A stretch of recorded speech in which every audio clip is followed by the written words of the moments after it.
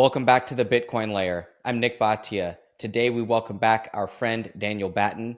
He is here to share information on how Bitcoin is helping refugees all over the world, the humanitarian angle. Daniel, great to see you again.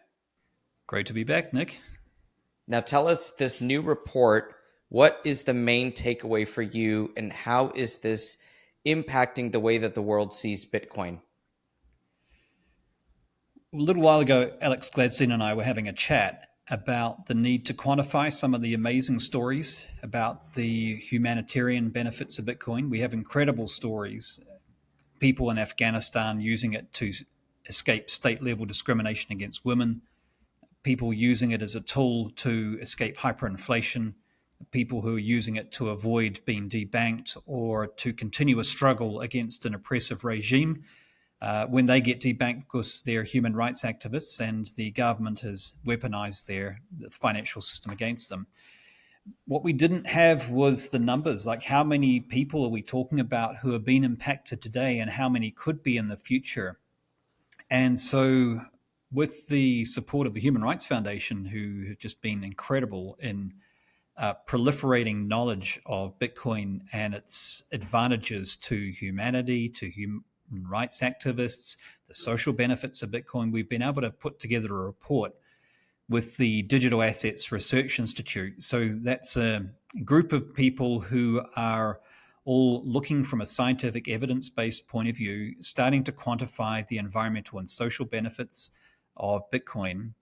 And they've put together this amazing report, which is telling us something we didn't know for the first time, how many refugees have been able to use Bitcoin to come across borders. And to give that some context, you may remember, Nick, a couple of years ago, there was a story about a guy who had escaped Ukraine and fled, I think, to Poland. And he had his USB key with his USB drive with his Bitcoin key on the USB drive. It held a few thousand US dollars equivalent. And that was enough for him to set up a life from scratch in Ukraine. And I remember reading that story and just thinking at the time, I wonder how many people are in this same situation. And the question kept on gnawing at me. And I thought there's got to be a way to quantify that. And long story short, we have quantified that. And the estimate is that as of now, already 329,000 refugees have been able to flee across borders carrying Bitcoin, where if it weren't for Bitcoin, stablecoins wouldn't have done the job. Altcoins couldn't have done the job for a whole lot of reasons documented in the report. Gold couldn't have done the job. Try taking that across the border. Cash couldn't have done the job. In many cases, even if you go to an ATM to try and withdraw cash, there's freezers on them. There's $30 limits. There's $100 limits. You have to queue for 10 hours, which isn't going to work when you're fleeing from a war or a natural disaster. And so Bitcoin for a lot of these refugees is the only option, and it's been the only option for hundreds and thousands already. So it's just phenomenal. For the first time, we're starting to get a sense for the quantified scope at which Bitcoin is already starting to impact on a very meaningful humanitarian level. 329,000 people positively impacted by the existence of Bitcoin, allowing them to transfer money to themselves across borders, across jurisdictions. Now, how did Human Rights Foundation get to some of this information? We know that we got that CNBC article that somebody has gone from Ukraine to Poland with Bitcoin. We know that we had a New York Times article several years ago about the Venezuelan who said how Bitcoin saved my life. We have these one-off journalism pieces, but now you're trying to get it to quantifiable research. I know that you're working on things as well with Cambridge and how they're quantifying global Bitcoin users and then institutional adoption as well. So talk about that process. Is it simply a matter of surveys, polls, or what else is going into that?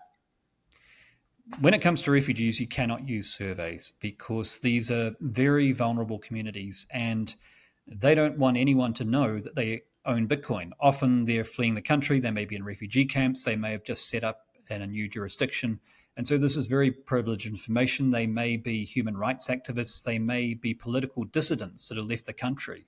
So these are extremely vulnerable communities. So that's simply not possible. So you have to use an inference-based technique. And how that works is, fortunately, we have the data. So of all the different use cases of Bitcoin, this is one of the easiest to get some pretty robust estimates of. So first of all, we have very good estimates from Chainalysis, from AAA, etc., of crypto adoption rates around the world by jurisdiction, by country, by year. We also have very good data on, of those crypto users, what percentage of them are using Bitcoin. And we also have, thanks to the UN Refugees Foundation, some really good data, again, by country, by year, quantified data, actual, not survey information, but actual statistics on the number of refugees that are fleeing across borders, that are going to refugee camps, that are setting up their life from scratch. Then you have to look at and ask the obvious question, which is, well, maybe people who are leaving, who are refugees, they're a demographic of the population that is either more likely or less likely to be holders of Bitcoin. So you have to look at those sorts of biases. And what you find is that definitely there are some communities who are less likely to hold Bitcoin, but there are others who are more likely, if they're political dissidents or people who have fled who are seeking asylum in another country. So overall, it actually balances out pretty amazingly. What a lot of people don't realize, they think there's going to be this bias where it's only the wealthy or the middle class who can get Bitcoin. And that's just not the case in most of Africa and a lot of Latin America. People can hold Bitcoin using a $6 feature phone. People have been using Bitcoin even before they were refugees because it solved problems of how you safely store money, how to make sure that a member of your family or another member of society doesn't steal cash from you when you're doing itinerant work. So a lot of these people have already adopted Bitcoin. And if anything, it's the people who are at the bottom end of the society who have been more likely to adopt it because it's solving these existential problems. So then you look at this information and you say, okay, so we've got some pretty reliable data on how many Bitcoin users we have per country, how many refugees. And from there, you can start to infer, making conservative assumptions the whole way through, it looks as though these are the minimum figures. And I think that's a really the key finding of this report is that these are conservative assumptions. So they're saying this is a baseline read. It could be a lot higher, but wherever there's been uncertainties, they've taken the most conservative possible approach to their assumptions. So it could be more than 500,000 refugees today, but we're saying at least 329,000 as of today is estimated to have used Bitcoin to have gone across borders. Over 10,000 investors downloaded the original How to Position for the Bitcoin Boom report when Bitcoin was 27K and it called for 120. The target is hit. What's next? Tour de Meester is back with the 2025 edition, refreshed for the mid-cycle moment. New data, new insights, and get Tour's latest price expectation. Plus, you'll get exclusive access to charting our way through chaos. Tour's new 30-minute Q3 2025 presentation. He explains why this bull run might just be beginning. Read the first ever mid-cycle report from Adamant Research at unchained.com/TBL. Never sell, just borrow with Arch Lending. Arch lets you borrow against your Bitcoin, unlock cash without selling, instantly access a Bitcoin-backed line of credit for as little as $5,000 for up to 2 years. There's no rehypothecation ever and insured custody at Anchorage Digital. Stay long, stay liquid. Go to archLending.com/TBL and use code NIK, that's NIK, for 0.5% off of your interest rate. Blockstream, where the future of finance runs on Bitcoin. Go to store.blockstream.com and use code TBL for 10% off. Pick up a Jade Plus hardware wallet. It integrates seamlessly with your Blockstream app, and it's the perfect way for both pros and beginners of Bitcoin to get started with your cold storage. Store.blockstream.com, use code TBL for 10% off. Daniel, you have contacts around the world. You're speaking with institutional investors and then the community at large about a lot of the humanitarian benefits to Bitcoin, the benefits to an individual sovereign of Bitcoin, the environmental benefits to Bitcoin mining. What is the action plan with this refugee data specifically? One of the reasons for putting together this report is that we were finding when we would approach regulators, policymakers, people in ESG committees who are often gatekeepers for sovereign funds or public pension funds, they were very interested in the social benefits of Bitcoin. And we would very often get the objection, yes, but that's just anecdotal, or yes, but we don't know how widespread this is, or yes, but that's an anomaly. So we wanted to go past that yes, but response and start to show that this is not a theoretical one-day benefit. This is not speculation. These are not anomalies. These are not one-off stories. These are not one in a billion cases. These are cases which are being used at scale today, which are having a benefit at an existential level to the lives of people outside the West. And then to show that this is just today, this is going to scale. So by 2035, the estimate is that 7.5 million refugees will have been benefited using Bitcoin. And for anyone who's ever had any association with a refugee camp or even just knows stories of people who've been there or people who have worked there, these are some of the most challenging environments possible. It was really interesting, Nick, because just after the report, I was speaking to a guy called Brian, and he said to me, well, you don't know this about me, Daniel, but I used to work for the Peace Corps. And it was actually a Somalian refugee who orange pilled me back in 2013. He was watching with her a Max Kaiser speaking on TV, and he was saying, well, I don't really see the benefits of this at all, and folding his arms and having quite a suspicious response to it. And the Somali refugee next to him said, we would love this in Gadab. And Gadab is a refugee camp near the border of Somalia and Ethiopia, where if you live there, good luck trying to save anything and not have it stolen. And she said, look, you would have these little feature cell phones and you would guard them with your life because often that was all you had. And they were using this thing called M-Pesa where they stored credits and they used that to transact. But she said, look, if we had a system where we didn't have to buy credits or buy anything in order to save, if we had Bitcoin, it would have been life-changing. I wish we had it. And that started to open his eyes. So we know that these stories are happening, have been happening at a big scale. Now we have the data, and now what we can do is we can start to engage with not only policymakers and regulators, but also the people who are sometimes the gatekeepers to these different sovereign funds and say, hey, all of this messaging you think you have about how Bitcoin causes environmental problems and humanitarian issues, because the popular wisdom for a long time has been it's bad for the environment, it's used by criminals. Actually, it's good for the environment, it's used for refugees at an existential level. One of the things that I always remember, Daniel, in the first days of my Bitcoin research, everybody describes that moment that they start falling down the Bitcoin rabbit hole. I've sometimes shared the story about a Wells Fargo equity research report that I read one time on the desk in 2016.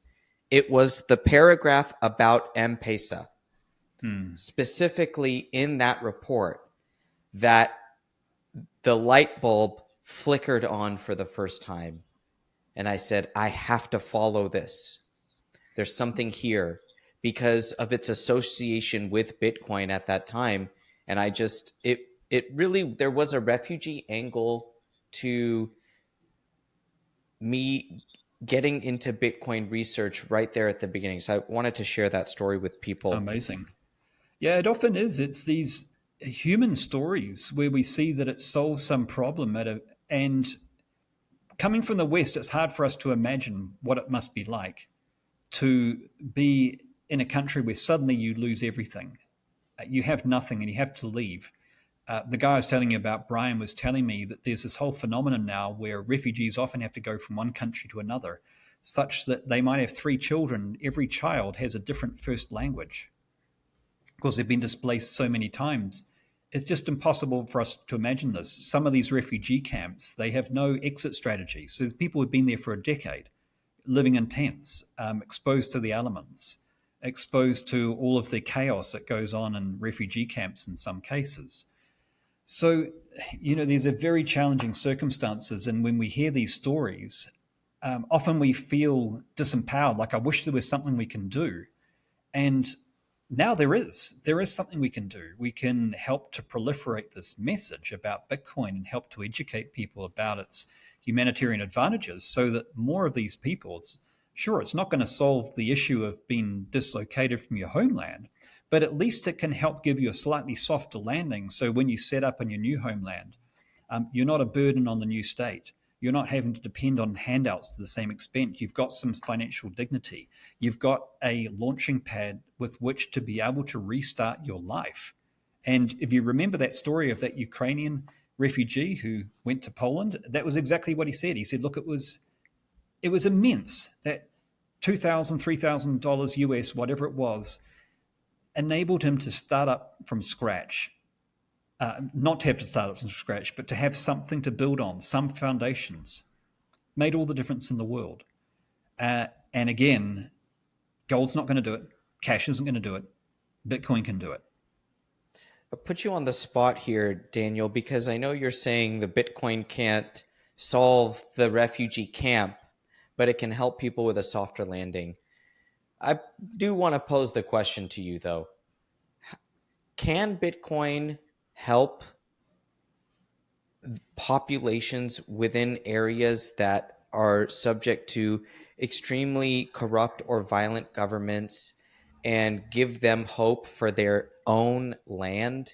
Or is Bitcoin not designed for that, or not designed for it yet, and it's better designed today to help the individual refugee leave the jurisdiction in which they're being persecuted?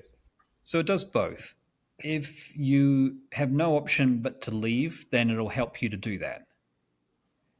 If you stay within your country to fight, to continue, then it'll help you to do that. If you want to, for example, oppose the SARS death squads in Nigeria, it'll help you to do that because you have a method where you can be funded and you won't be deplatformed, where you cannot be so easily identified through your purchases. If you're in Zimbabwe and you want to transact and you want to buy an orange t-shirt, which has become a symbol of rebellion against the corrupt authoritarian rule in that country, you can do so transacting in Bitcoin without the threat that you can be identified through having made that purchase. So it gives you this ability, and this is why dictators hate it. And Alex Gladstein has been great at propagating this message. Dictators hate Bitcoin because it bypasses their central authoritarian control, which is exactly what it was designed to do. So it is functioning in this way already. It is functioning this way at scale. It'll help you survive in a country. It'll help you protest. It'll help you to fight in a country. But it'll also help you if you're in a country where there's not even hyperinflation, because sometimes we focus on hyperinflation, but just you don't need hyperinflation for life to be really tough. Try living with 10% inflation. Try living with 20%, 30%, which countries like Nigeria, who don't get a lot of attention because it's not at 100%. But a huge amount of countries around the world are facing the devaluing of your purchasing power every single year. And you have no method to prevent that erosion. Your wages aren't going up by the same amount, so it is material. Sometimes we think, oh, that's okay, there's inflation, but wages are not going up. Currency is losing purchasing power in many countries in the world. What is your alternative if you don't have a safe store of value, peer-to-peer, which cannot be deplatformed, completely decentralized? You can't ring up the CEO if you're saying the wrong things against the government. It's completely secure. So it is absolutely solving these problems within these countries as well. It's an important message, and people should go to financialfreedomreport.org to continue to check out what the Human Rights Foundation is doing on a regular basis and documenting around the world the use case for Bitcoin And this relationship between dictators and Bitcoin, they hate it. This is something that we have to remember about the United States being a pro Bitcoin country. It is a technology for freedom. And so, anyway, financialfreedomreport.org, we appreciate the sponsorship of Human Rights Foundation earlier this year here at the Bitcoin Layer. Daniel, what do you want to focus on next when it comes to the landfill, uh, the open pit landfills and Bitcoin mining, sovereign wealth fund adoption? There's so many angles that you're hitting here on Bitcoin adoption. So, where do you want to go next with your research and your work going forward? Really building on more of what's happening already. And I do want to just shout out to Human Rights Foundation again, because they made this work possible, that report possible. So they are doing tremendous work. And it's important as well. It's important because if the work doesn't get done, people don't know. And if people don't know, they can't advocate for it. And they can have policies which might be anti-Bitcoin that actually hurt the very people who, in some cases, people are trying to protect. But because of a lack of knowledge about the utility of a technology, it doesn't happen. And so whether it's the social value of Bitcoin, the environmental value, the financial freedom value, all of it is helping people and all of it is helping the planet. And the more people we can let know about that, the better. The community of people that I'm working with most closely at the moment was what I call patient capital. So that's sovereign funds, that's pension funds, that's family offices. Because these are people who, again, a lot of them are interested in exposure to Bitcoin. It's important because they hold the wealth of sovereign nations or the people who are about to become the pensioners of their countries. And at the moment, they all have investments which are what we can consider high risk if we simply listen to what commentators such as Ray Dalio or Larry Fink are saying about the possibility of dollar weaponization, what's happening with treasury bonds at the moment, and what's happening in terms of the global macroeconomic cycles we're in and the sheer amount of debt. You're as familiar about the risks as anyone here. All of the assets that these sovereign funds and pension funds invest in are subject to a bursting of the everything bubble. And because it's what? Real estate, bonds, what else? Equities, right? All of the assets that have a premium associated with them because the wealthy have stored value in these assets for a long time.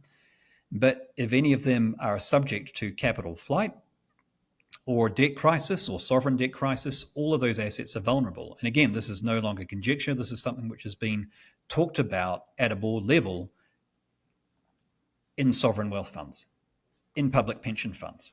The solution is right there, but they don't know that it's right there because of perceptions. And unfortunately, a lot of these custodians of patient capital still have a belief anchored somewhere between 2014, somewhere between Silk Road and Alex DeVries, basically, of Bitcoin is used by criminals and it's bad for the environment. That's still their understanding.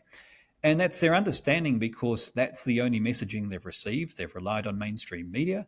And they haven't had engagements with people within the Bitcoin ecosystem who have really challenged those viewpoints and who are able to explain based on their language why they would consider an investment into Bitcoin or exposure to Bitcoin, far from being high risk and bad optics, is exceedingly less risky than not holding Bitcoin and improves the optics of your fund from an environmental and a social standpoint. So a lot of my work is finding out who are the gatekeepers to these large custodians of patient capital. How do we start these conversations? How do we start to share these reports put out by the Digital Assets Research Institute and other reports from Cambridge Centre for Alternative Finance talking about the environmental benefits of Bitcoin? And how do we share them in a format where they can make some informed decisions about an asset allocation to Bitcoin?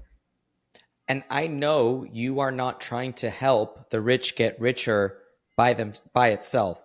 You're trying to help everybody. So with that, Daniel, how do we reach the lowest income person and convince them to stack sats? How do we do that? Because, in my educational pursuit, I'm trying to teach people about Bitcoin. At some point, I realized that you just have to put the information out there and people that are curious will come. So, I'm doing my part in putting out free content, try to teach people about Bitcoin. How are you thinking about it? Reaching the individual across the world in more disadvantaged situations than me myself here in the United States. There's some amazing people already doing work in these countries. People like Anita Porsche in Zimbabwe, for example, Farida in Togo, who are doing incredible work throughout not just the African continent. I live in Costa Rica. There's some incredible things going on in Latin America and Venezuela to help to spread that message.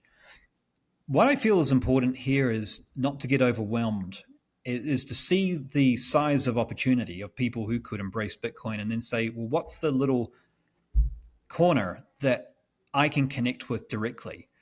And it doesn't matter who that is. For some people, it'll be refugees.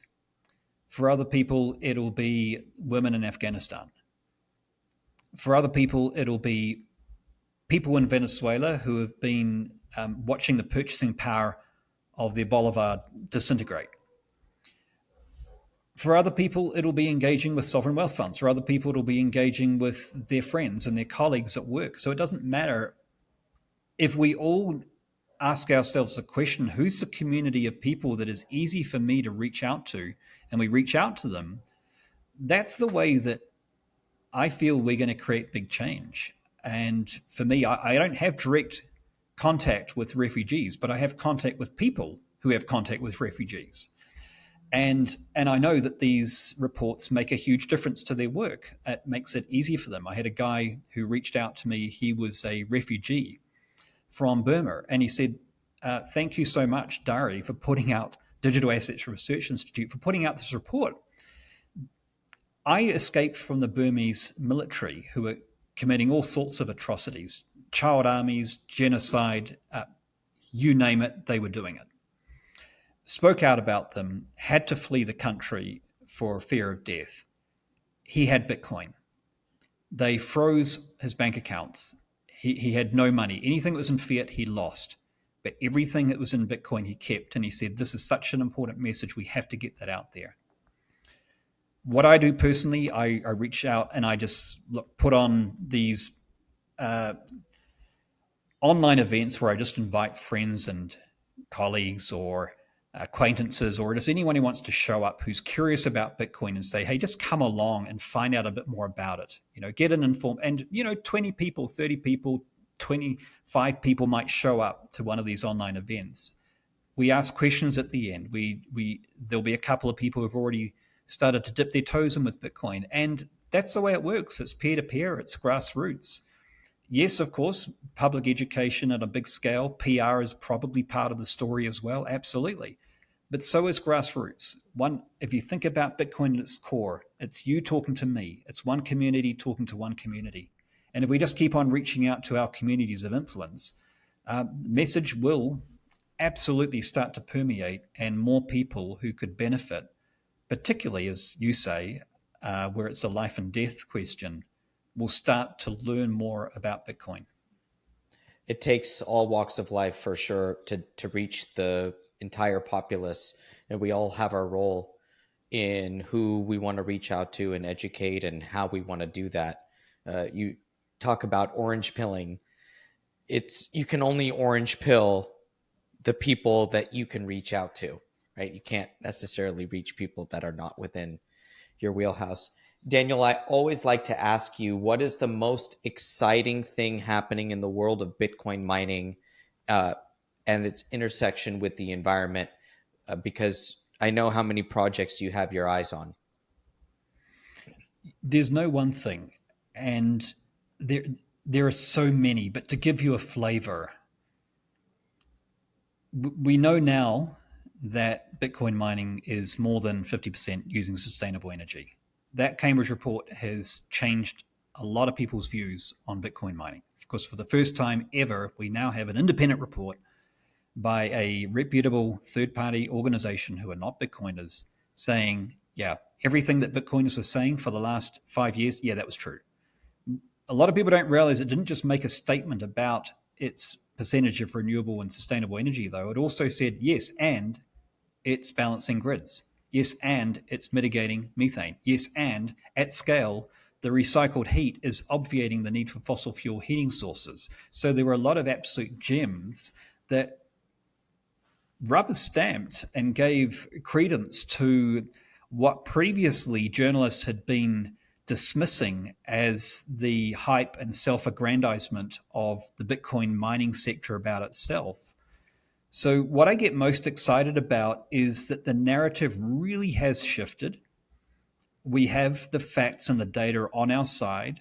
There are incredible stories happening around how heat is being recycled to do incredible things around the world, including 2% of Finland now who have their heat coming from the recycled heat from Bitcoin mining machines. That's thanks to the work that Mara are doing and a couple of other companies up in Finland. It's going to help them to meet their 2030 net zero emission targets. Who would have thought it? And yet it's one of the most fascinating applications of Bitcoin mining. So there's no one thing. Heat recycling is a thing at the moment that I'm just fascinated about. And again, anything we can do to share that message. There was recently an article in District Heat magazine. They put out their quarterly report. They profiled Bitcoin mining. They did a case study on Finland. They talked specifically about the work that Mara was doing up there. This would have been unheard of a year ago. So we are seeing change occurring very fast. And we have now multiple Bitcoin policy institutes being formed around the world. And a lot of the advocacy work they're doing is on the Bitcoin mining side. It's helping people understand not just how Bitcoin is sound money, but how Bitcoin mining gives you sound energy.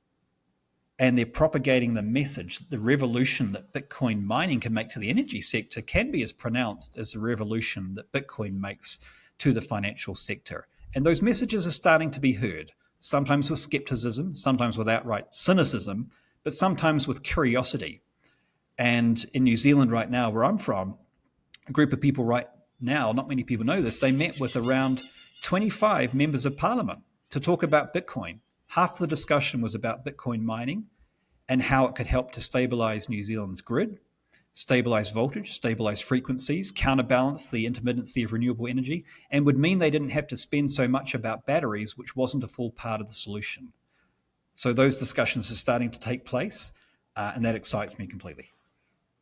Daniel Batten, tireless Bitcoin advocate. Thank you, as always, for joining and giving your insights. We are also extremely excited about the intersection of Bitcoin and energy. I think it's one of the biggest unknowns for the planet is to what extent Bitcoin can change the world of energy production and consumption.